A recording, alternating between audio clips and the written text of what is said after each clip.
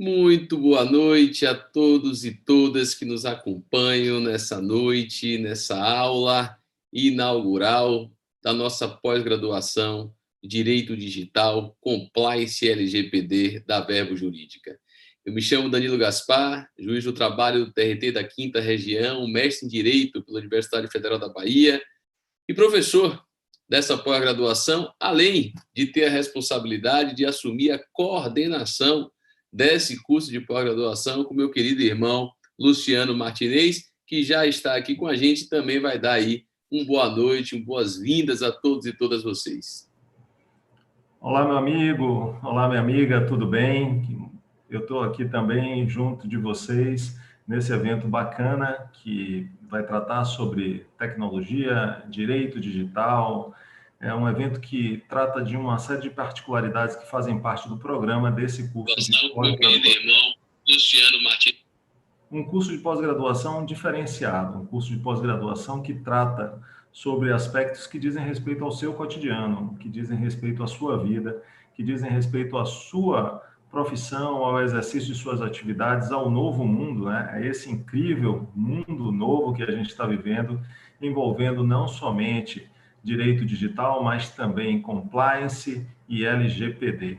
Eu sou Luciano Martinez, como bem disse aí o professor Danilo Gaspar, tenho a honra de co-coordenar juntamente com ele a pós-graduação em Direito Digital, Compliance e LGPD da Verbo e gostaria de dar para todos vocês excelentes boas-vindas e dizer que a gente aqui, nesses instantes iniciais, vamos estar tratando de aspectos que dizem respeito ao nosso curso e, assim, vamos fazer uma introdução. É como se fosse um prefácio do próprio curso, não é não, Danilo? Conte aí o que você tem planejado. Maravilha. Luciano, todos vocês que estão aí nos acompanhando, daqui a pouco a gente já recebe nossos 2 professores convidados essa noite, Rodolfo Pamplona e Carol Tupinambá. A gente vai ter aí uma oportunidade incrível de ouvir Rodolfo falar sobre provas digitais, ouvir Carol falar sobre visual law e ter esse primeiro contato com aquilo que pensamos e denominamos de direito digital do trabalho. Muitos de vocês podem perguntar o que é esse direito digital do trabalho. Historicamente, a gente fala no direito do trabalho e faz a divisão ali, direito individual do trabalho, direito coletivo do trabalho, no campo do direito processual do trabalho. Começamos a falar, em dado momento, em direito constitucional do trabalho, e já estava na hora de pensarmos um pouco mais o direito e o processo do trabalho na perspectiva dessa sociedade 4.0 que a gente tem vivido, dessa sociedade digital que a gente tem vivido, e aí nada mais sugestivo do que falar sobre direito digital do trabalho. E quando a gente pensa em direito digital do trabalho, é em sentido amplo, ou seja, abrangendo tanto o direito material do trabalho quanto o direito processual do trabalho. Nada mais sugestivo do que pensar nesse direito digital do trabalho em sentido amplo, do que pensar, estudar e debater sobre isso nesse período ainda de pandemia da Covid-19, mas com fé em Deus aí já passando para uma transição para o chamado novo normal. Por quê? Porque a pandemia da Covid-19, ela, sem sombra de dúvidas, antecipou aí 1 ou 2 décadas de uso da tecnologia por parte de todos nós. Se estamos aqui nessa noite, juntos, em contato de maneira instantânea, isso se deve ao uso da tecnologia. Se você, eu, Luciano, Rodolfo, Carol, algum de nós fez uma audiência trabalhista hoje, muito provavelmente isso só pôde acontecer por conta da tecnologia. Se a gente participou de algum evento, Rodolfo, por exemplo, estava hoje em um curso de formação inicial dos juízes do trabalho recém-empossados, organizado pela Enamate, e a participação dele se deu e foi possível em virtude da tecnologia. A tecnologia chegou de uma vez por todas para nunca mais sair. Eu tenho dito sempre que a gente não vai mais voltar a dezembro de 2019.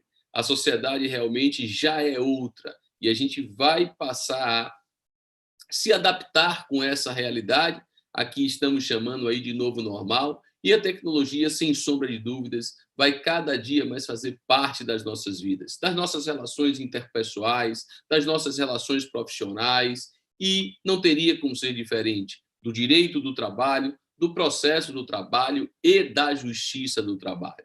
Então, quando a gente pensou nesse curso de pós-graduação, nós reunimos aquilo que de mais importante há e mais novo há no estudo do direito e do processo do trabalho, que são os temas direito digital do trabalho, essa expressão que estamos usando e escolhemos para caracterizar essa realidade do direito e do processo do trabalho a partir dos instrumentos de tecnologia, o compliance trabalhista e a Lei Geral de Proteção de Dados, LGPD, e sua aplicação ao contexto das relações de trabalho. É assim que a gente pensou esse curso, é assim que a gente estruturou esse curso, é assim que a gente está trazendo, junto com a Verbo Jurídico, esse curso de pós-graduação fantástico para vocês. O corpo docente foi algo que a gente, quando selecionou os nomes e fez os convites, eu conversava com o Luciano e eu disse assim para ele, e ele concordou,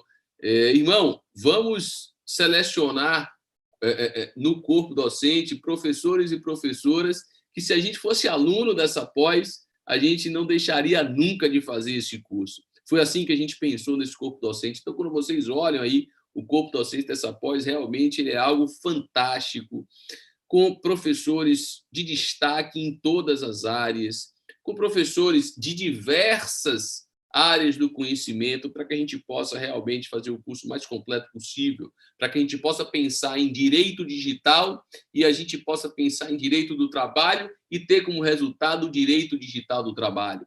É por isso, por exemplo, que a gente vai ter a presença no nosso curso de um querido amigo promotor do Ministério Público da Bahia, não do Ministério Público do Trabalho, do Ministério Público Estadual da Bahia, Fabrício Paturi.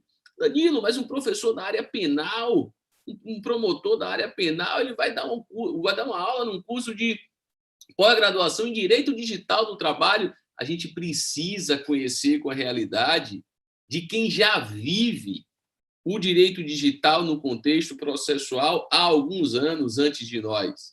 Fabrício Paturi vai dialogar conosco, entre tantos outros temas, como a gente faz com a utilização da tecnologia no âmbito do processo. Não sei se vocês viram, se vocês não leram essa reportagem, acho muito interessante que o façam. Recentemente foi divulgada uma reportagem acerca de um curso que aconteceu recentemente, eu acho até que ele já acabou, no âmbito também da Enamate, e com ele, enquanto instrutor, Fabrício Paturi, justamente relacionado a essa sistemática do uso da tecnologia no contexto da instrução da produção probatória. Então, a gente precisa fazer essa reflexão aqui. A gente estuda toda essa temática com Fabrício Paturi. A gente tem todo o estudo da Lei Geral de Proteção de Dados, todo o estudo do compliance trabalhista, eu não tenho a menor dúvida. Se eu tivesse a oportunidade, eu não perderia nunca a chance de fazer parte dessa pós-graduação enquanto aluno. Terei a oportunidade também de participar enquanto aluno, porque, a despeito de coordenador, tenho certeza absoluta que vou aproveitar as aulas da melhor maneira possível. Lu, quem é que você destaca aí que faz parte do nosso corpo docente também e nos espera nessa pós-graduação?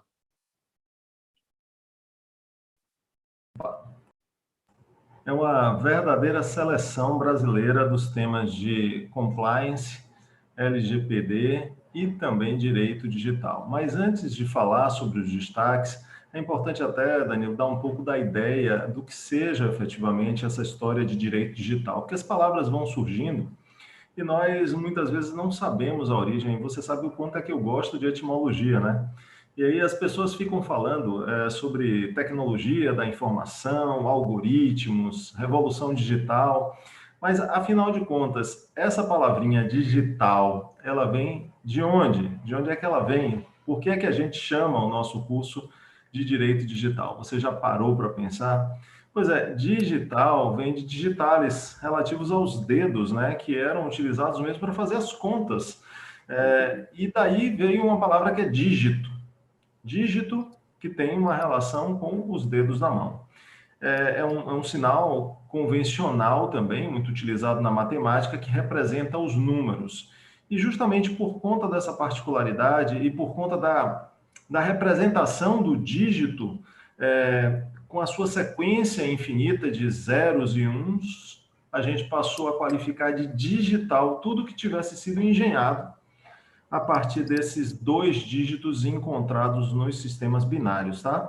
Então, consequentemente, o nosso curso, quando a gente fala sobre prova digital, a gente fala sobre provas que sejam obtidas através desses engenhos informáticos que a gente tem, dessa tecnologia digital que faz parte das nossas vidas e que desde, como disse muito bem Danilo, começo do ano de 2020, aí a gente começou a ser obrigado a evoluir nesse quesito em decorrência da necessidade de as pessoas estarem afastadas, apartadas.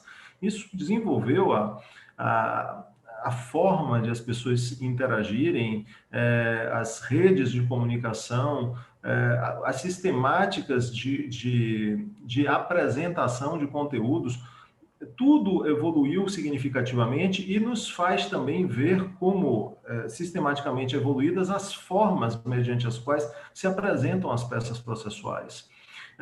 Vocês não tenham dúvida, devem ter percebido que durante os últimos tempos as peças processuais ficaram mais interativas com os magistrados e com as partes contrárias. Você pode colocar lá na sua petição inicial um QR Code para que o advogado da parte contrária saiba diversos dados relacionados a você e consiga te aceder com mais facilidade. Você pode colocar links para que o juiz possa ter acesso a conteúdos audiovisuais. Você pode colocar representações gráficas, demonstrações, até mesmo encaminhar um vídeo seu explicando as razões de seu posicionamento ao magistrado. Ou seja, nós temos que mostrar isso para a sociedade jurídica.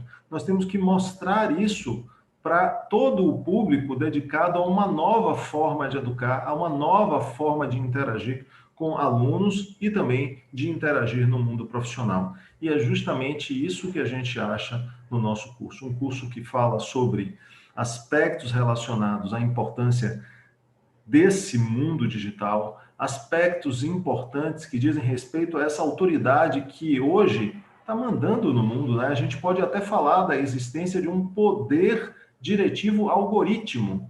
É isso mesmo, os algoritmos estão aí, também se quiserem eu posso falar da etimologia de algoritmo, não tem problema. Eles estão aí, estão realmente sendo questionados e neles estão sendo introduzidos determinados elementos que não são próprios de recursos eletrônicos, mas só dos humanos, né? Preconceito, por exemplo. O algoritmo tem lá preconceito, mas ele é programado para ter, ele é programado para selecionar determinadas situações em detrimento de outras, e é justamente tudo isso que a gente vai analisar. E quando o Danilo fez menção ao compliance, a gente também vai estudar o compliance previdenciário, o compliance trabalhista, o compliance previdenciário. Nós vamos entender como funciona também a sistemática da advocacia nos tempos de agora, né? Como é que se desenvolvem as atividades nos próprios escritórios e como é que os advogados podem se organizar em relação aos seus próprios clientes dentro desse novo padrão, que é um padrão 4.0, né? Da indústria 4.0, e agora a gente fala de tudo 4.0, de direito sindical 4.0. Mas você quer nomes? A gente tem dentro do nosso quadro já confirmadas as presenças de alguns ministros do TST, ministros que eu admiro imensamente, como, por exemplo, o ministro Alexandre Agra Belmonte, que é um grande nome do direito civil do trabalho. Ele faz muito essa inter-relação, essa interação de uma forma muito qualificada.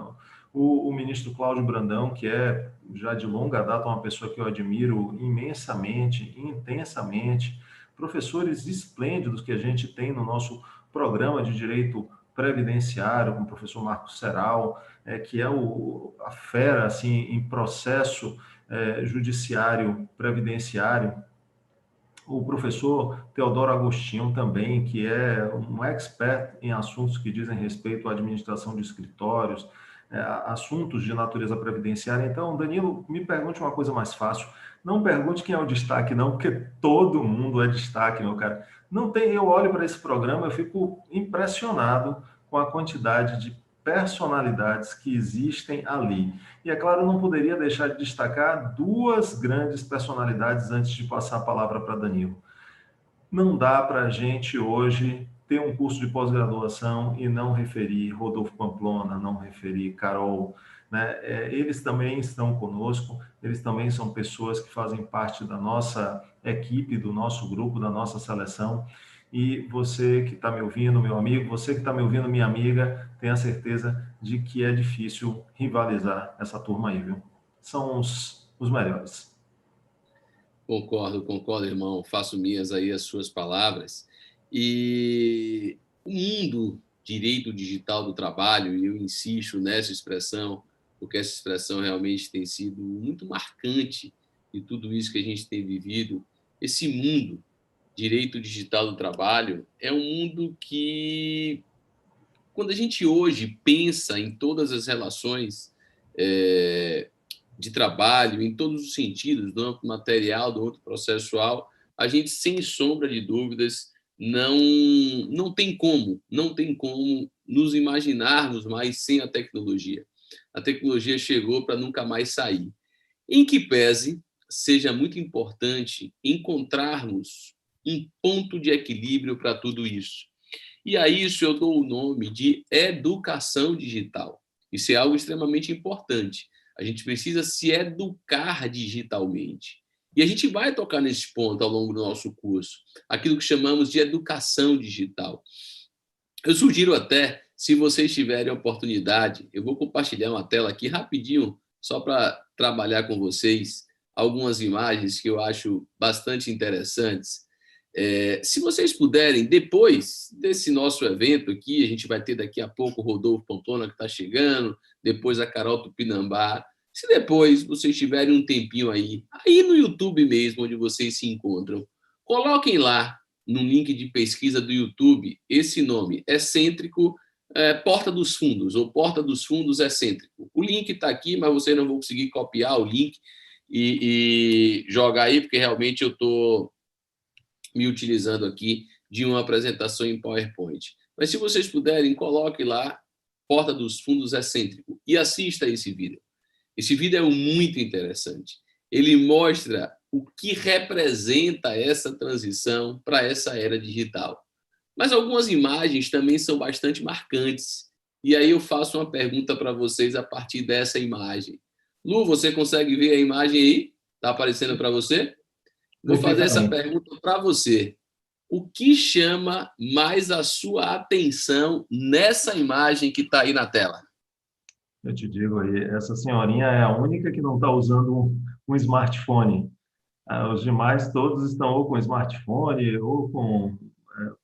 só smartphone mesmo, né? Todos estão com smartphone ou interagindo com quem não está aí e, por consequente, nem aproveitando o que está acontecendo, ou talvez registrando para a posteridade alguma coisa que está sendo visível aí, um jogo, alguma coisa assim, não é? Pois é, essa cena, essa imagem aí foi retirada, estava um filme importante estava sendo divulgado em uma determinada cidade e o ator principal ia passar por aí, por esse lugar. Foi antes da pandemia, você vê, não tem ninguém de máscara aí, já tem um certo tempo essa foto, ele estava aí meio que fazendo um desfile para divulgar o filme. E apenas e tão somente essa senhorinha está presente de corpo e alma. Por que eu digo isso? Porque ela está ali vivendo aquele momento no tempo presente. Ela está vivendo aquele momento olhando com seus próprios olhos. Ela está admirando aquilo que está acontecendo. As outras pessoas precisam dialogar um pouco sobre educação digital. E a educação digital em vários termos, em vários sentidos, inclusive no sentido ergonômico. Veja quantas pessoas estão aí com um problema de ergonomia a partir do momento que colocam o celular para baixo ou colocam o celular para cima demais. Essas pessoas estão atrapalhando a visão de quem está atrás.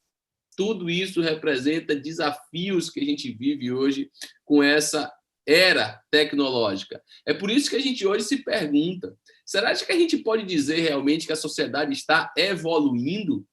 Eu não sei se vocês já perceberam, mas essa mania que a gente tem de, ao longo do nosso dia a dia, enquanto estamos andar olhando para o telefone celular, a gente está voltando a se curvar.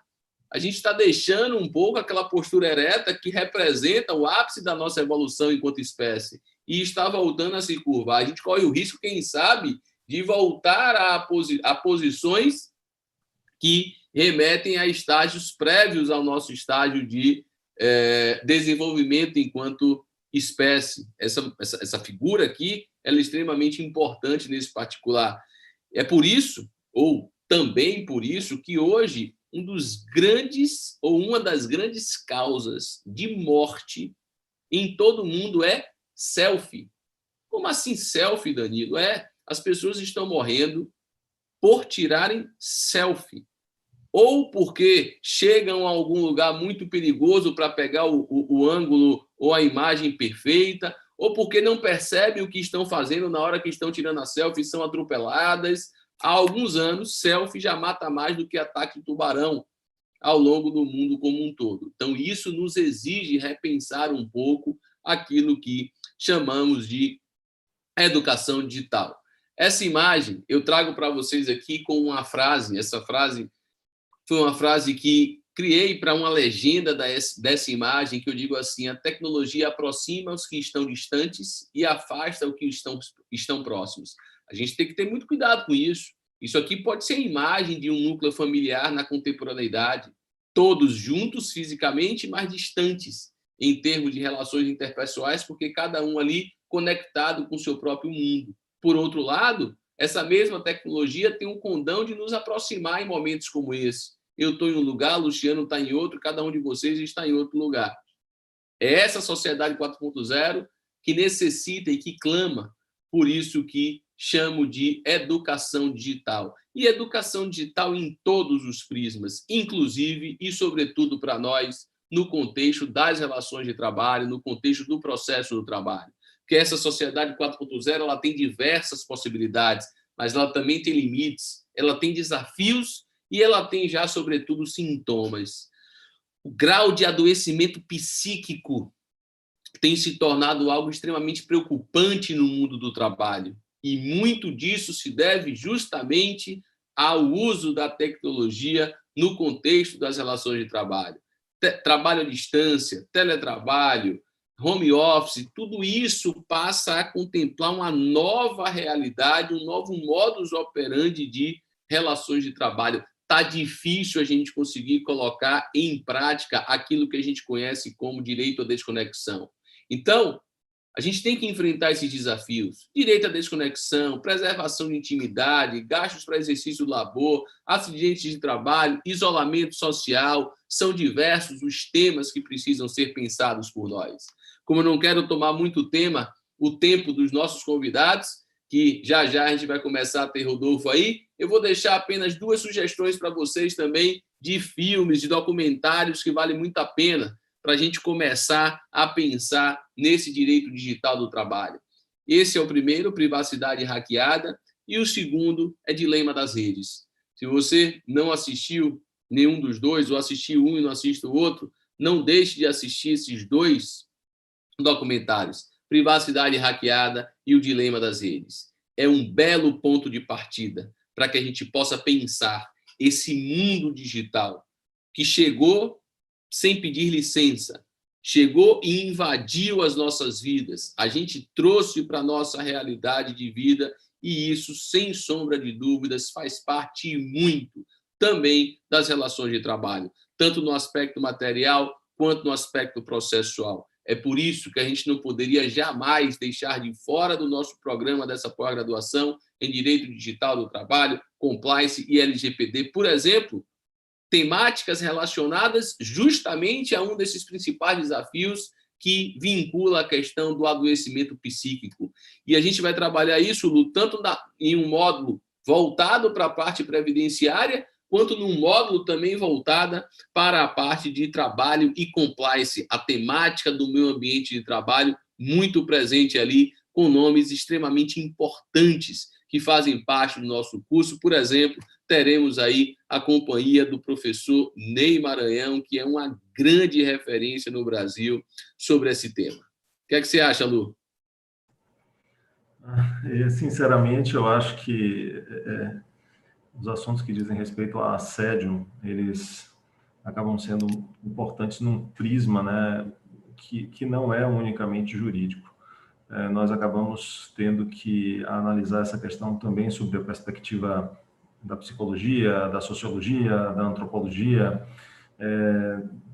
uma análise multifacetada, inclusive entra aí aspectos relacionados ao processo estrutural, para se coibir o assédio moral dentro das empresas. É uma temática importante que faz parte do nosso programa, mas sempre contextualizada sob uma roupagem moderna, uma roupagem que prestigia não somente aquilo que seja integridade, né, que seja conformidade, que são, digamos, as duas palavras mais significativas dentro do compliance, porque o compliance veio para dentro das letras jurídicas trabalhistas, digamos assim, uma apropriação que saiu de lá do direito penal, do direito empresarial, mas ingressou com uma marca bem, um grifo bem forte, né? E através dele é que a gente começa a falar, até para evitar essas problemáticas aqui, Danilo fez menção, na construção, e as empresas têm construído muito os canais de denúncia, né, as ouvidorias, os próprios códigos de conduta e os códigos de ética para contornar essa problemática que excede o direito, que acaba excedendo até muitas vezes a própria razão e o sentido da produção. Porque o assédio ele acaba começando por atitudes que são aceitáveis, né? Começa com a exigência do cumprimento de deveres que são próprios da relação de trabalho e acaba chegando a pontos extremos, tanto para uma parte quanto para outra. E a gente tem os olhos voltados para esse fenômeno importante que diz respeito às nossas vidas, não somente ali, como também em aspectos relacionados até a proteção dos dados, né, das pessoas, porque através do conhecimento do que acontece dentro de uma empresa, é muito mais fácil para um patrão ingressar na vida do perseguido e fazê-lo submetido. Então, até nisso, a gente vai ter o cuidado de falar com as personalidades mais importantes e mais adequadas, com mais experiência. Um traço importante também do curso, viu, Danilo, que é o traço que diz respeito digamos, a multiestrutura de experiências de vida que têm os nossos docentes. Não é um curso só de magistrados, não é um curso só de advogados, não é um curso só de membros do Ministério Público, não é um curso só de docentes, mas é um curso composto de gente que tem experiência em tantas áreas, empresarial, na área operária, na área sindical, na área tecnológica, enfim. Eu se fosse você, eu lembro muito E desse. falando nesse curso, chegou a hora da gente receber o nosso primeiro convidado, nosso amado Rodolfo Pamplona Filho. Pomps, cadê você? Está na hora de você abrir essa câmera, está na hora de você dar um alô para essa galera maravilhosa que está aí no YouTube, esperando por esse momento de ouvir você falar sobre provas digitais, sobre esse mundo tecnológico que eu conheço a sua história e sei que já faz parte da sua vida muito antes de pandemia, muito antes de autorização no CPC de 2015, para que o juiz produzisse uma determinada prova com uso de tecnologia. Muito obrigado por sua participação. É sempre uma honra ter você por perto, meu amigo. Prazer todo meu estimado amigo, ter aqui a oportunidade de trocar experiências, bater um papo com vocês e com toda a audiência nesse tema das provas digitais. É sem sombra de dúvida, um privilégio que eu não quis recusar de forma alguma. Eu estou, nesse momento, participando aqui como convidado, e para mim é uma enorme satisfação participar deste evento que lança o curso de pós-graduação, coordenado por vocês, e isso, para mim, é uma enorme satisfação. Eu vou bater um papo hoje sobre o tema das provas e pensando especificamente nesse corte epistemológico das provas digitais. Vai ser um papo e eu quero deixar vocês todos à vontade para poder fazer perguntas aí no YouTube. Danilo me repassa aqui, a gente está aqui à disposição para bater um papo sobre esse tema, porque Danilo colocou muito bem. Talvez nesse período da pandemia, nós temos, digamos assim, a pandemia funcionou como uma enzima para acelerar o processo de reconhecimento, né, e de validade e de eficácia das provas obtidas pelo meio digital. Na verdade, não é uma criação da pandemia, mas sim, nós já tínhamos a possibilidade fática e também a possibilidade jurídica de realizar provas por meio digital há muito tempo. Mas o fato é que, antes dessa pandemia e do isolamento presencial que ela acabou nos impondo, nós tínhamos muita resistência, notadamente do Poder Judiciário, para enfrentar mais a miúde essa questão das provas obtidas pelo meio digital ou das provas digitais. Na verdade, a gente, muitas vezes, tem de enfrentar um problema muito sério. Que problema é esse? Não é um problema jurídico, é um problema metajurídico, é um problema do apego às zonas de conforto, das formas com que as pessoas aprenderam a obter os resultados e acreditam que aquela forma com que aprenderam, às vezes na graduação, às vezes na prática, elas acabam acreditando piamente que aquela é a única forma de se realizar determinado ato, de praticar determinada conduta. E isso acaba sendo um atraso na incorporação das tecnologias digitais. Por quê? Porque, de fato, as pessoas começam a achar que, não, se mudar o formato pelo qual eu aprendi, isso, ou o que eu sempre fiz, e as coisas sempre foram feitas desta forma e estavam dando certo, é algo que vai querer revolucionar e desvirtuar e transtornar o processo. Eu lembro-me muito bem, na primeira temporada do Papeando com Pamplona, que vocês dois me deram a honra de ser, em momentos distintos, entrevistados. Eu também entrevistei o nosso amigo comum e um dos magistrados mais efetivos que eu conheci em toda a minha vida, que é o hoje ministro Cláudio Mascarenhas Brandão. E Cláudio, quando falava especificamente sobre processo judicial eletrônico, ele expressamente fazia remissão a uma notícia de uma arguição de nulidade em um tribunal do júri. Por quê? Porque utilizaram uma tecnologia terrível, que era o quê? Uma máquina de escrever.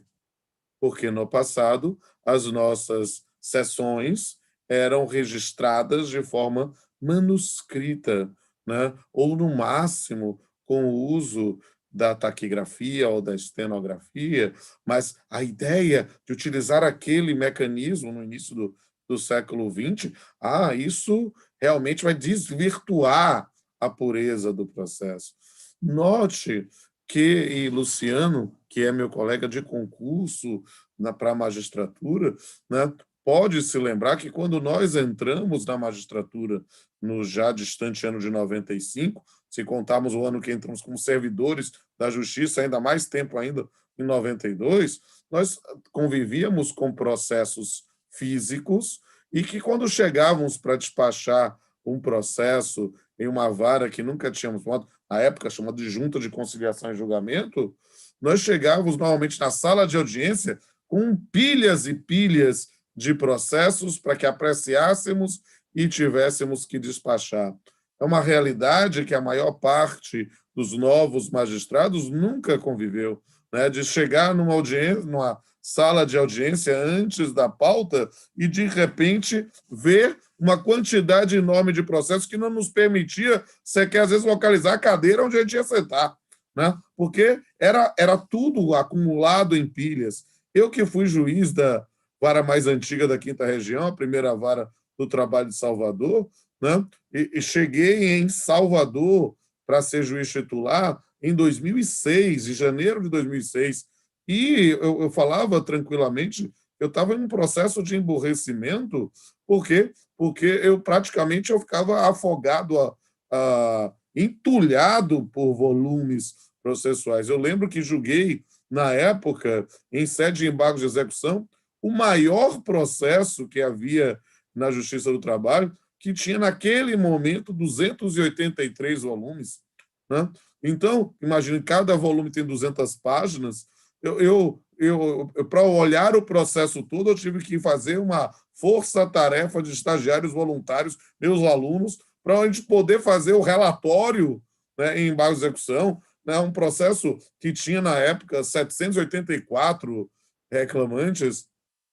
O processo de 1988 ainda não se usava a substituição processual, então era um litisconsórcio multitudinário, né? E lá vai eu tentar organizar e cada documento, e isso é algo que eu, contando hoje para os novos juízes, eu tive a honra de falar hoje no 27º Curso Nacional de Formação Inicial dos Magistrados pela ENAMAT, o que a gente começa a falar de um mundo completamente diferente, né? Quando a gente começa a imaginar que a própria noção de um processo eletrônico, hoje amplamente disseminado, já foi também uma grande inovação e que gerou uma resistência terrível.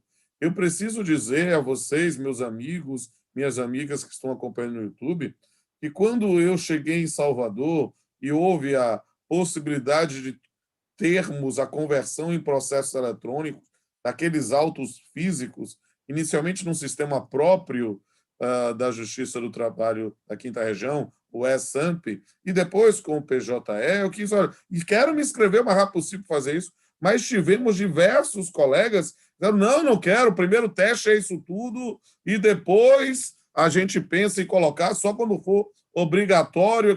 E eu queria logo de primeiro, porque era uma situação de tentar sobreviver dentro de uma floresta de papel, né? Ou de uma selva de papel, que eu tinha que conviver diuturnamente. De repente, colocar isso com a ideia, não era processo eletrônico ainda, era digitalização de autos, ou seja, era para poder converter e eu ter espaço físico.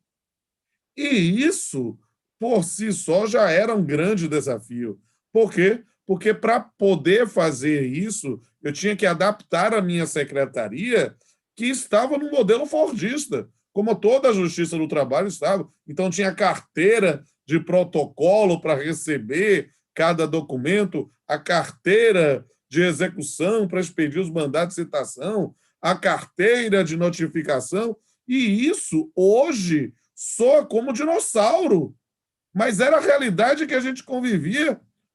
Por quê? Porque quando a gente tinha que mudar a lógica de um sistema de produção manufatureiro para um sistema de produção eletrônico, em que todo servidor recebe a petição, já minuta um despacho, já submete ao juiz, já é algo que precisava de disseminação de conhecimento, porque quando eu e Lu começamos como magistrado, era muito comum, quando a gente substituía nas varas alheias, né, nas secretarias alheias, nas juntas de conciliação e julgamento alheias, que você tivesse, às vezes, um monopólio de conhecimento do diretor, ou equivalente ao escrivão, da Justiça Comum e os outros servidores só faziam aquelas tarefas mecânicas. Então, você tinha uma ideia de concentração que fazia com que a secretaria não fosse operativa e mudar a cultura dos servidores, incluído aí os juízes, foi um grande desafio. E por que eu quis falar sobre isso, sobre o processo judicial eletrônico, nessa parte introdutória, em vez de falar diretamente das provas digitais? Porque, mutatis mutandis, mudando o que tem que ser mudado, é algo semelhante ao que nós estamos vivendo há algum tempo, e mais ainda na pandemia. Nós temos a possibilidade de nos valer de meios audiovisuais, de instrumentos eletrônicos, para produzir prova, na verdade, para praticar negócios jurídicos nas relações de direito material, e claro que isso também pode ser transposto para a atuação judicial. É algo que é, na verdade, uma reconstrução de caminhos. Por quê? Porque, na verdade, a gente tenta adaptar o modelo que nós recebemos com a estrutura eletrônica e com a disciplina normativa hoje positivada. É claro que é um bate-papo, é uma palestra, e se eu fosse simplesmente fazer um beabá da produção de provas digitais, eu ia trabalhar com o Marco Civil da Internet, explicar a noção da ata notarial como um elemento para que eu pudesse fazer a prova da ocorrência de um determinado documento eletrônico e isso ser levado ao processo, mas perceba que quando a gente fala de provas digitais, nós estamos ampliando os horizontes a elementos que não se limitam à previsão normativa correspondente. Permita-me falar isso, porque Danilo fez a menção. É muito antes do CPC de 2015, é muito antes, às vezes, do Marco Civil da Internet, é saber utilizar determinados elementos que estão disponíveis a boa parte da população, de uma forma que permita formar a convicção do magistrado. Por quê, meus amigos? Por quê, minhas amigas? Por quê? Porque poucas expressões são tão manipuláveis ideologicamente do que dizer que alguma coisa está provado. Porque o que é provar? Quantas vezes alguém, num bate-papo, diz lá, está cientificamente provado tal coisa? Ou nesse momento de manipulações ideológicas e políticas, de conflitos de fake news e de negacionistas, em que alguém diz que a vacina tal é a solução, ou a cloroquina resolve qualquer problema, é preciso entender que alegações de cientificamente provado é algo que é, na verdade, uma falácia. Por quê? Porque nada é cientificamente provado.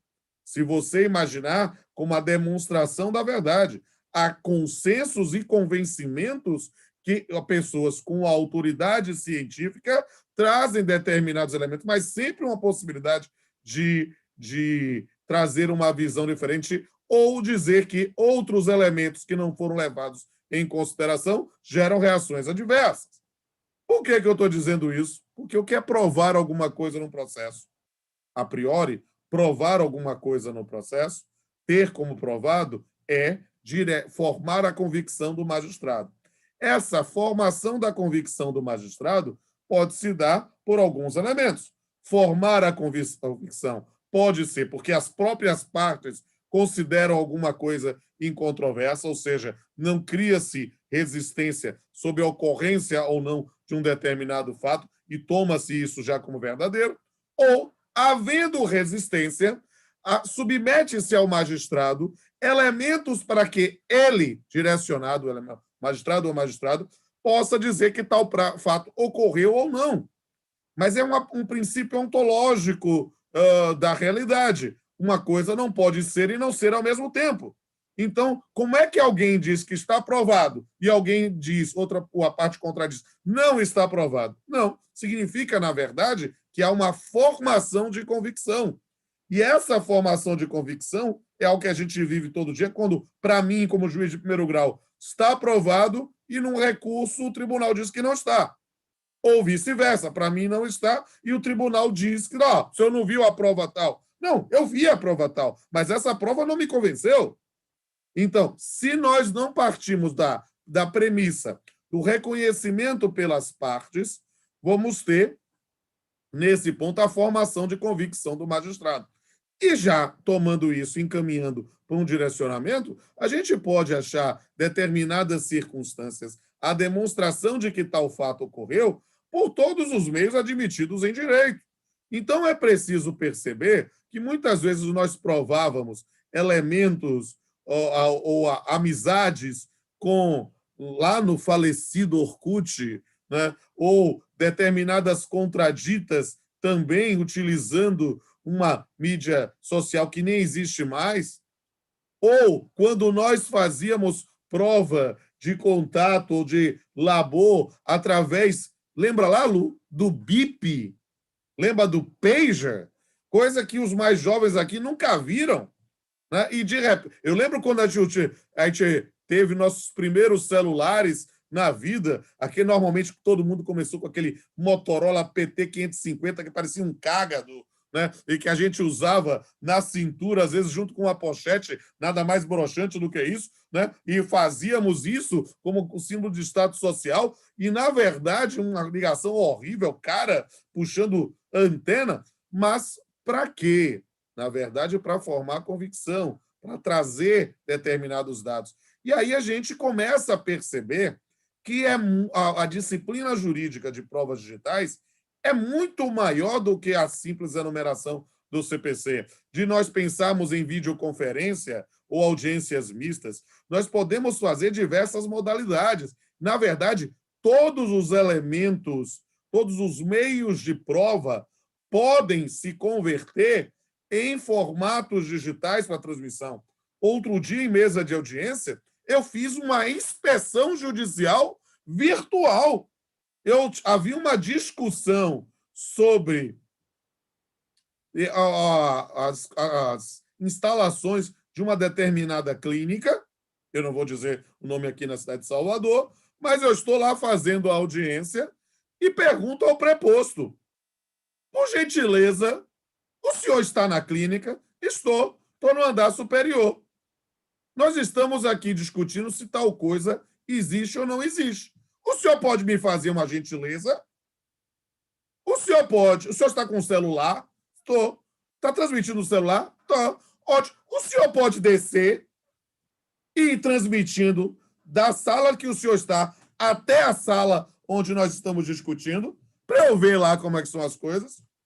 Perceba que naquela circunstância, numa simples transmissão de imagem, formei eu, como magistrado, minha convicção, como se eu estivesse lá, porque quem estava era apenas alguém que estava transmitindo os meus olhos através desse meio de comunicação. Isso está regulado? Não! Mas nós podemos, nesse ponto, imaginar da mesma forma algo que, muitas vezes, e essa tradição cartorial brasileira de dizer que tem de ser dessa forma para garantir, é algo que a gente precisa, aos poucos, compreender a importância e a valorização da boa-fé de partes e advogados para a realização de determinados atos. Uma das questões mais tormentosas da prática, eu fiz a pauta hoje, ainda estou de toga, estou aqui o tempo todo à disposição dos senhores, é a discussão, vem cá, a testemunha está em algum lugar que eu posso garantir a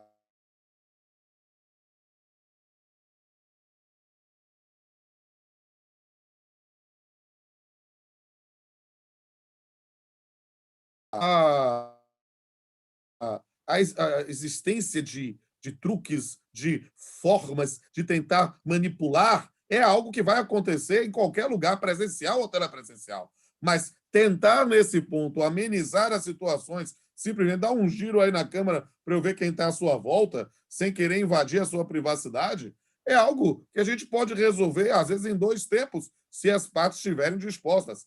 Construir a autonomia é um outro caminho. Outro dia foi uma decisão absolutamente corriqueira para mim, né? Muito nessa compreensão. Logo veio o CPC 2015, eu estava lá, na verdade, em 2017, numa homologação de acordo extrajudicial, que a gente não precisa nem fazer audiência, mas eu, com essa minha cautela de, olha, eu não vou assinar alguma coisa sem eu conversar com a parte, a pessoa estava fazendo um mestrado em Portugal, em administração, não constituiu aqui uma tia com escritura pública para ser sua procuradora para ir receber um determinado valor, a empresa queria uma segurança jurídica dando um determinado valor, mas aquela ideia de ter certeza que era a pessoa, aí eu digo, olha, doutor, não posso homologar isso aqui agora? E aí, o que eu vou fazer? Eu digo, olha, eu preciso conversar com a parte. Doutor, ela está em Portugal. Eu digo, ela tem WhatsApp? Tem. Pega aí. Diz que aí eu vou fazer uma videochamada. Na mesa de audiência mesmo, videochamada. Foi engraçado que quando atendeu, era uma senhora, era uma jovem, né? Aí ouvi uma voz masculina lá, eu disse assim, o senhor... Ô, professor, tudo bem? Eu digo, quem é professor? Não, o marido dela era advogado, estava dirigindo para ela lá. Aí eu já, que ótimo, você é o marido, ponto. Que ótimo. Aí eu bati um papo, resolvemos a questão em mesa de audiência, sem maiores burocracias. Em relação à documentação, em relação à prova testemunhal, a gente precisa, na verdade, reconstruir a nossa cultura para poder usufruir do que a tecnologia pode nos proporcionar. E aí, nesse ponto, já eu tenho que arrematar, mas para registrar também que a nossa musa, a professora Carol Tupinambá, já está entre nós virtualmente, que pena que não está presencialmente para nos inspirar ainda mais, mas que nós vamos ter a oportunidade de discutir ainda muito mais questões aqui. Eu preciso dizer a todos e todas que compreender a prova digital numa perspectiva de acesso ao Poder Judiciário é, na verdade, abrir os horizontes. Numa propaganda do Quat, abra a cabeça, para que nós possamos efetivamente trazer para a prestação jurisdicional não um apego excessivo à forma, mas sim a efetivação da formação da convicção do magistrado.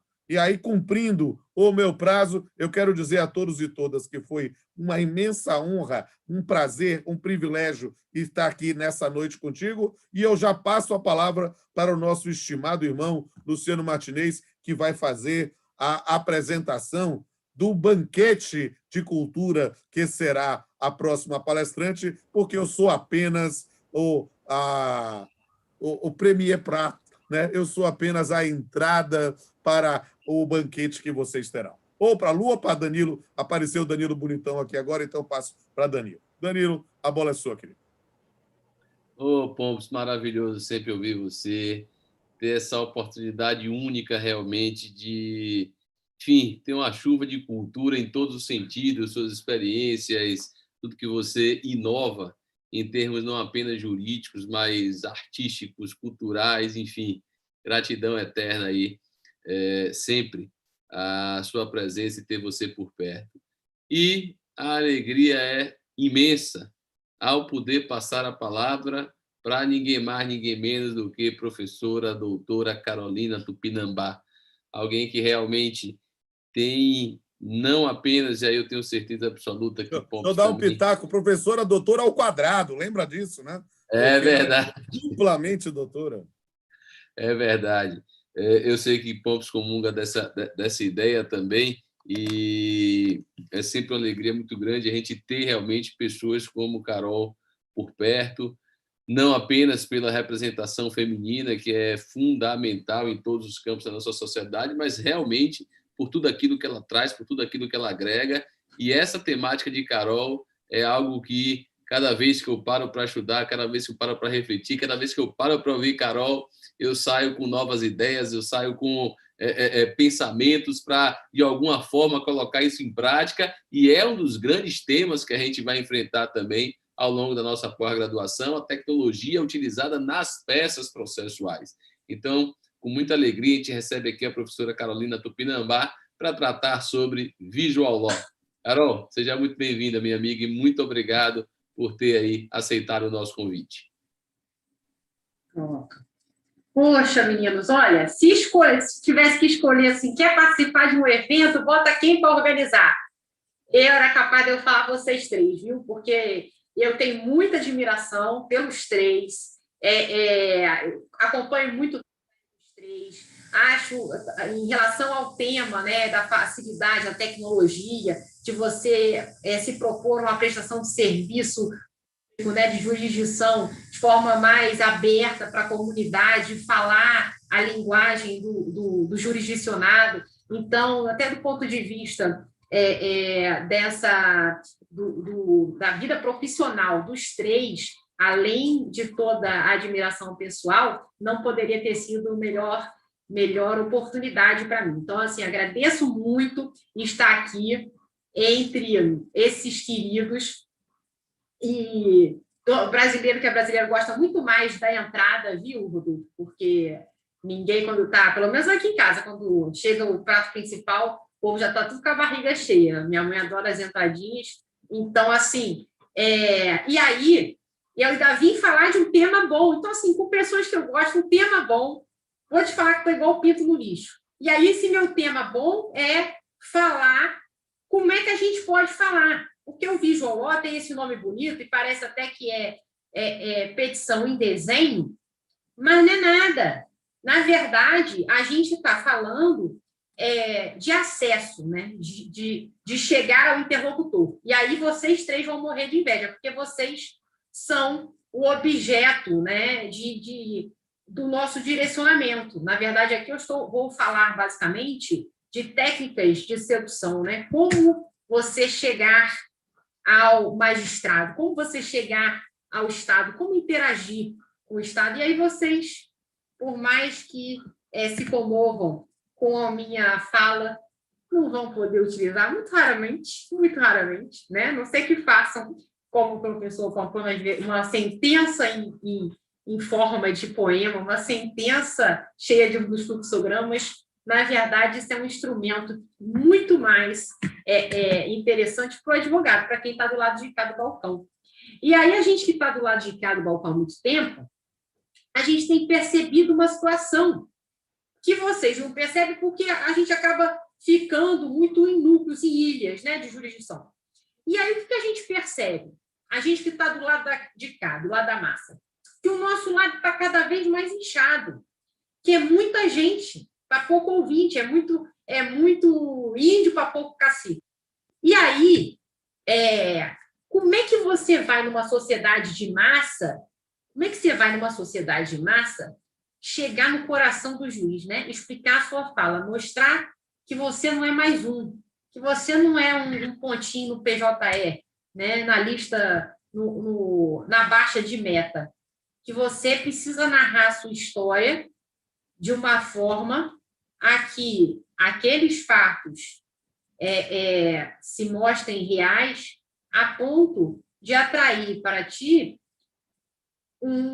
a tutela do Estado, ou seja, a aplicação da lei no seu caso. E aí, de tudo bater a cabeça, você começou a pensar assim, será que os advogados, né, isso eu falo assim, dos meus momentos de advogada que de vez em quando perde processo, é raro, hein? Mas perde. E aí, por que eu estou perdendo o processo? O que está acontecendo? Meu Deus do céu, a pessoa não entende, eu escrevo, a pessoa não entende. E aí, tem que ver, né? O que é que os advogados distanciam do cliente? Às vezes recebe o cliente no escritório, o cliente mal entende a proposta de honorários. E aí a gente começa a ver que existe uma capa boba, um negócio assim, pequeno, que não vai levar a nada, que mais parece um mecanismo de defesa Eu comecei a sacar isso quando eu comecei a fazer muita advocacia em tribunal superior. Eu falei assim, meu Deus do céu, às vezes o ministro está disponível para caramba, te oferece água, você fala que água, ele pergunta, quer com gás ou sem gás? Ou água de coco. Mas o juiz de piso, às vezes nem olha para a tua cara. Vem um assessor e fala, não, o juiz não recebe, não. Aqui o juiz não fala, não. Não fala com mortal, não.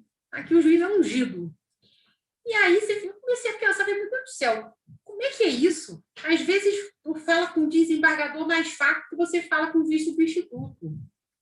E eu comecei a notar que muitas vezes eu ia despachar com o juiz substituto e ele ficava assim meio que, sei lá, meio inseguro, meio assim, com medo de eu falar alguma coisa que não desse a resposta na hora, achava que talvez diminuísse, que não.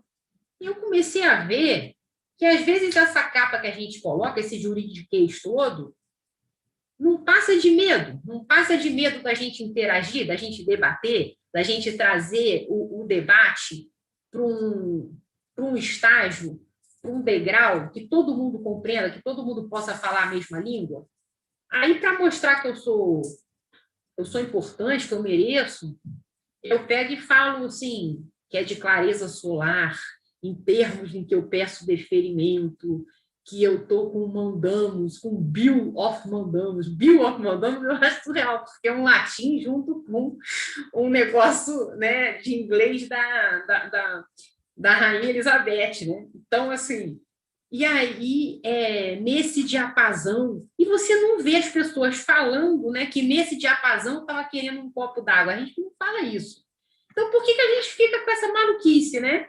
Em vez de falar petição inicial, peça ab initio, peça ab ovo. Quantas pessoas que você conhece que falam latim? O pessoal está tentando aprender inglês, né? Mas, e aí você ficar falando desse juridiquês. E aí eu falei, quer saber? Eu acho que isso não vai levar a lugar nenhum, que isso vai distanciando as pessoas. E dando uma sensação de que a gente se acha, né, meio que abençoado, né, meio que divino, meio que ungido, e ninguém entende o que eu falo.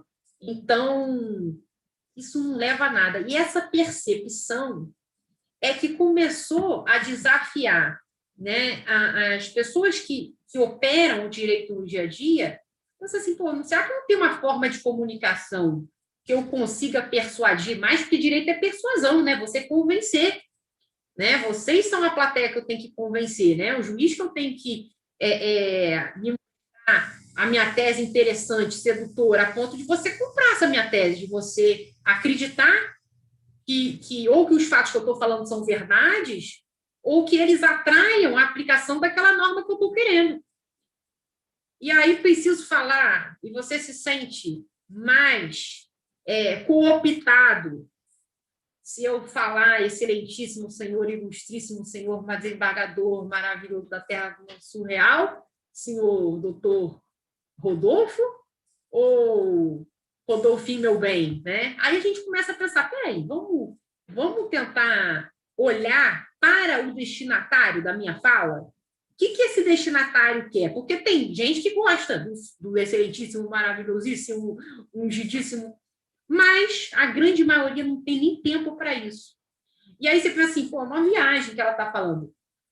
Isso tá numa pegada tão forte que hoje a gente tem, no mês passado, a gente teve a edição da lei 14.129, 29 de março, finalzinho do mês retrasado, né? Falando que vai ser princípio do governo digital, da eficiência pública, da interação com os órgãos públicos. Fala no artigo 3º. Fala assim, ó, o uso de linguagem clara e compreensível a qualquer cidadão. Não é o cidadão abençoado que entende o que é peça pórtico, é a qualquer cidadão. E aí fala também, quando a gente vai na resolução do CNJ de 2020, a resolução 347, a interação do judiciário, no artigo 32 fala lá que compete ao judiciário os seguintes objetivos: interagir, interação colaborativa, acessibilidade, identificações de ações necessárias e efetivas para os destinatários da informação. Começa a pensar não no Todo-Poderoso que vos fala, com esse jeito difícil de entender, mas em quem vai ouvir, no pobre do ouvido do destinatário. E o manual de redação da Presidência da República fala igualzinho, que a redação tem que ser clara, que tem que ser um negócio objetivo. A gente foi parar nessa história do direito, você pensar lá atrás, naquele teste vocacional de antigamente, deu isso, né? Que a gente era bom em redação, que a gente era bom em história, que a gente era bom em comunicação. Mas aí, quando a gente entrou, a gente parou de se comunicar, começamos a ficar falando igual doido. Então, qual que seria a ideia, a receita dessa comunicação? Quanto mais línguas eu souber, mais destinatários eu vou conquistar, né? Quem estuda língua, estuda para isso, imagino, né? Ou para botar no currículo, ou para, né, viajar mais, e aí você viajando mais, você vai conquistar mais gente, né? Você vai conseguir falar com italiano, você vai poder pedir um cafezinho em francês, você vai poder, né? É mais gente que vai te ouvir. Então, tem que abrir a linguagem para você cooptar o máximo possível de quem detém a jurisdição, de quem representa essa função estatal. E aí, não vai adiantar eu ficar falando o incompreensível. E por isso a gente tem chamado, né, junto com outros elementos, existem vários elementos de tecnologia interagindo com o direito, que a gente vai chamar de um grande grupo, um grande gênero de design law, de você organizar melhor os pensamentos, de você, né, passar a fazer uma sustentação oral com princípio, meio e fim, de você organizar mais, concatenar mais o raciocínio, desmistificar essa linha que vem sendo o direito, né? essa prece sem fim. E aí a gente tem um longo caminho a percorrer. Hoje eu já fiz um bocado de coisa, mas durante a tarde eu fiquei esperando uma pauta do Supremo para fazer a sustentação lá na condição de amigo escuro e naquele caso que a gente vai ter lá da dispensa coletiva. Isso está pautado há 2 semanas. Há 2 pautas do plenário, o ministro Toffoli está valendo o voto dele. 2 pautas do plenário. Era um voto bonito, assim, era praticamente Lusíadas mesmo, era um negócio bonito, mas, caraca, foram mais 8 horas de leitura daquele voto. É o voto sobre a história da patente. Eu, que não entendia nada do assunto, estou expert em patente. E aí estou quase lançando um remédio. Mas, caramba, quer dizer, existe espaço hoje, né, para todo mundo. E a gente fica acompanhando a TV Justiça, 800, 900 pessoas assistindo aquilo há 2 tardes. É surreal, né? Então, assim, a gente, quer dizer, não poderia haver, né, que os ministros, olha, vamos capturar aqui os argumentos e vamos disponibilizar. Eu acho a TV Justiça, a ideia da publicidade, né, se comparado com outros países do mundo, absolutamente fantástico, né? A gente tem o governo francês caminha nisso a passos lentos há anos, né? A gente tem a governança do Supremo Tribunal lá, tem um relatório Linden, que é famosérrimo, falando justamente sobre essa interação, até que ponto que a população pode interagir tanto com o judiciário como interage o brasileiro, né? Porque precisa um pouco desse mítico, até para crença na justiça. Então, existem vários estudos nesse sentido sociológico, que eu acho que são sensacionais. Mas até que ponto, né, a gente não exagera e a gente está ouvindo o voto sobre o patente, caramba, há 8 horas. Então, nesse caminho do design law, da implementação da tecnologia para a linguagem jurídica, existe um mundo para a gente avançar. Mas um pedacinho, uma fatia disso, são as técnicas de design law, que começa muito com esse pessoal, com essa entrada da geração dos millennials, da galera que nasceu a partir dos anos 2000 e que está divulgando, e que está começando e está entrando no meio jurídico. Então, isso tem mudado muito a relação de trabalho, se a gente pensar, tá? Porque o conceito de hierarquia, de subordinação, esse cara mal chama o chefe de chefe, não bate na porta para entrar, não tem nem mais porta, né? É uma outra cabeça, é uma outra cabeça. Mas essas pessoas começaram a introduzir isso muito vindo de países de common law, essa ideia de você começar a ter uma linguagem mais dinâmica e mais, principalmente, inteligível.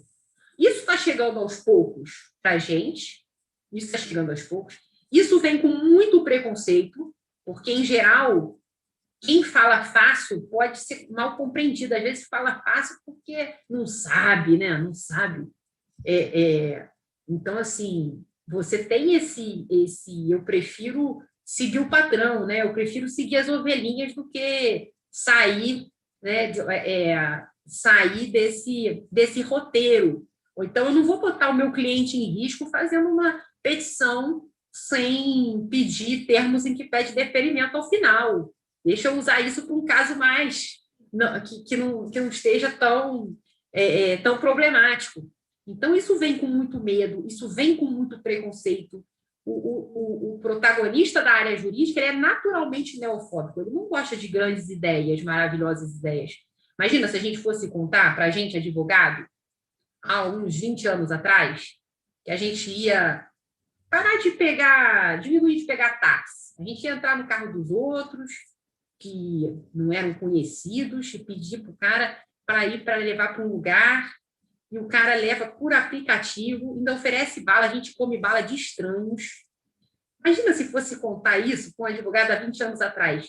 A gente com certeza ia falar, não vai dar certo, vai morrer envenenado, o cara vai bater, de quem fica a responsabilidade. A gente né? A gente tem essa sintonia de estar sempre em pânico, né? Porque ninguém procura o mundo jurídico para contar uma história bonita. A gente só vai ao mundo jurídico para contar, né, dramas, para contar apreensões, angústias. E aí a gente tem a sensação de que é um mundo à parte. Então, isso chega com uma força estranha, porque tem toda essa neofobia, tem todo esse preconceito, tem todo esse medo de dar errado, mas isso tem vindo com muita força. Esse apego por uma linguagem mais clara, por uma leitura mais agradável.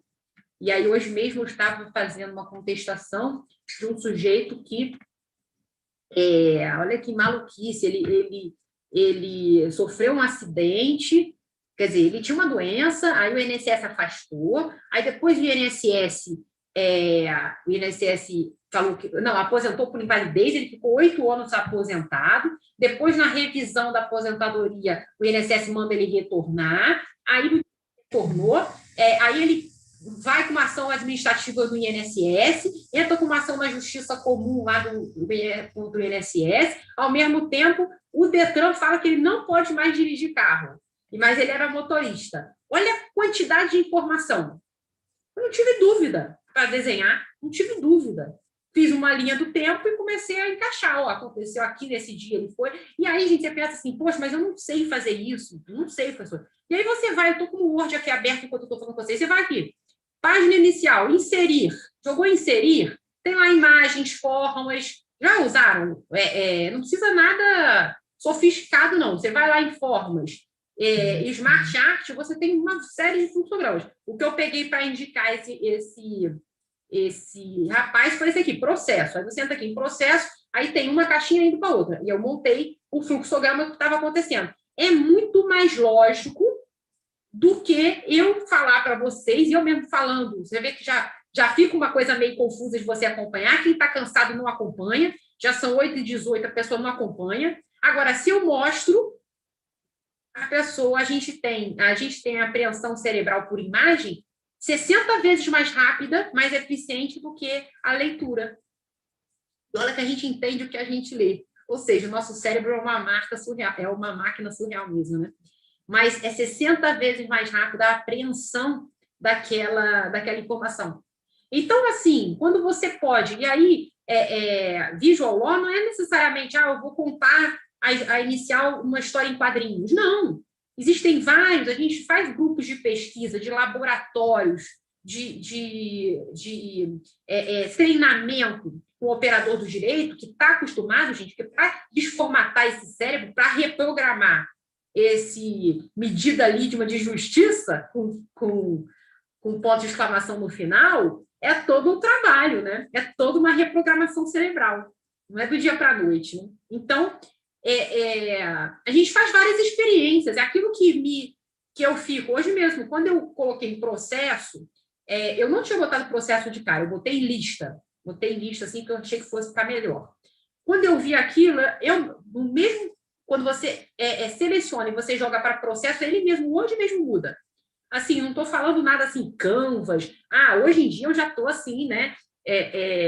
Hoje em dia eu contrato pessoas para me darem aula disso no meu escritório. Mas no início, nossa, eu fazia com carão mesmo, com elementos do Word. Eu mal sei Excel. Mas hoje a gente tem muitos aplicativos, vale muito a pena a gente testar muitos aplicativos. São aplicativos gratuitos, né? E quando você chega, hoje, quando eu terminei essa contestação e mandei para o cliente, não deu dois segundos. Quando o cara abriu, ele me ligou. Eu falei assim, nossa, professor, eu achei uma coisa maravilhosa, porque realmente explicou o que a gente queria, porque foi um equívoco, a gente mandou o cara, a gente não queria mandar o cara embora, a gente queria suspender o contrato, mas todo mundo está achando que a gente mandou embora porque não tinha carteira de motorista, não sei o quê. E aí eu mostrei com a setinha, eu falei, olha, e quando eu fico na dúvida, que foi até o caso, tinha tanto elemento nesse ciclo, que teve uma hora que eu queria enfiar no meio da seta, para mostrar, né? E aí eu mesma imprimi, coloquei a seta, desenhei com a mão, fotografei e inseri a imagem dentro do arquivo. Então ficou perfeito, ninguém diz. E aí são recursos bobos, né? Que eu fiz com o celular assim, e não levo, hoje em dia eu não levo 40 minutos para fazer esse tipo de coisa. No início eu levava, né? 3, 4 horas para fazer. Mas o importante é você ter em mente isso, o uso de tabela, o uso de linha de tempo, figuras. Quando a gente tinha um processo físico, eu já usava, eu já colava de vez em quando um decalque qualquer da Hello Kitty, só para chamar a atenção do juiz, para ele olhar aquela folha mesmo e chamar a atenção. Hoje, com o PJE, a gente está mais homogeneizado ainda. Numa sociedade que repete mesmo. É muita coisa de massa, é muito contencioso de massa. A gente tem uma média de um processo para cada brasileiro, pelo Justiça em Números, porque a gente tem número de processos, metade do número da população. Então, assim, cada processo tem 2 partes, pelo menos, né? E aí, como se destacar? Então, coloco títulos e subtítulos bem detalhados, bem fatiados, bem ilustrados, né? Bem inspiradores, para chamar a atenção desse meu interlocutor, colocar tudo em ordem, trazer tudo mastigado. Isso é visual law. Você ter um conforto visual para examinar o discurso que se apresenta. Proporcionar esse conforto visual para o juiz é o que a gente está falando agora.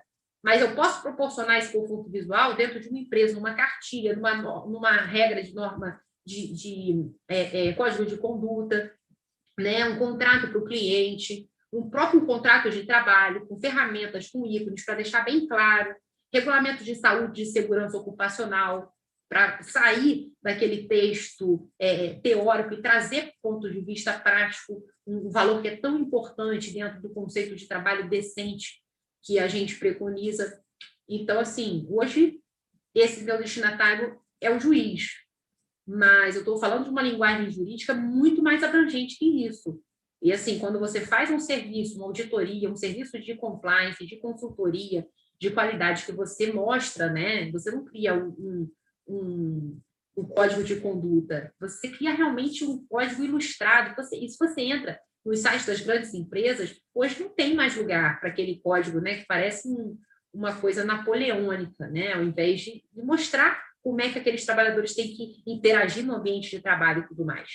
Então, as dicas assim, que eu deixo para o pessoal, encerrando essa minha fala, é assim, é só um início, é uma semente que é plantada no seu coração hoje, se você nunca ouviu falar nisso. Começa a investigar que existem outras formas que não terminam com termos em que pede deferimento. Não significa um carnaval, não é para encher a petição de colorido, a gente pratica um trabalho sério, um trabalho de responsabilidade, né? O processo do outro é a vida do outro.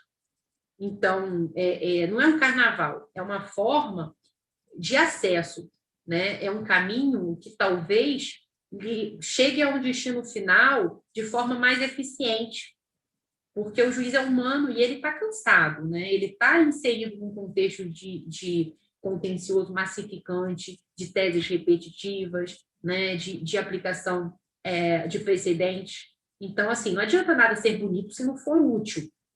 Acho que uma dica importante e valiosa é comece aos pouquinhos, vá começando, teste aplicativos, exercita a sua criatividade. Não é do dia para a noite que nasce um advogado capacitado, né, em recursos visuais, em recursos tecnológicos. Acho que esse treino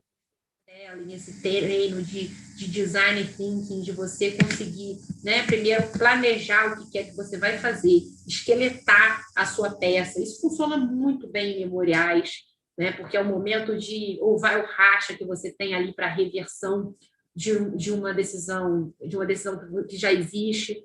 Então, funciona muito nesses momentos de uma atuação mais panfletária, quase, né? de última porta de acesso. Então, assim, quando eu desenho memoriais de um processo muito complicado, né, para um destinatário que não é sequer um relator, eu acho que acaba sendo realmente uma técnica infalível. Você trazer dentro desses memoriais, outra coisa que tem se usado muito, um QR Code, dando acesso a algum vídeo que você mesmo explique, em linguagem simples, né? Um vídeo gravado no seu próprio celular, explica aquela tese. Meu Deus, também quando a gente escuta, a gente está muito mais propício a ter empatia com a tese levantada pelo advogado. Enfim, gente, são caminhos, são experiências, né? Eu acho que o mundo jurídico ele traz uma experiência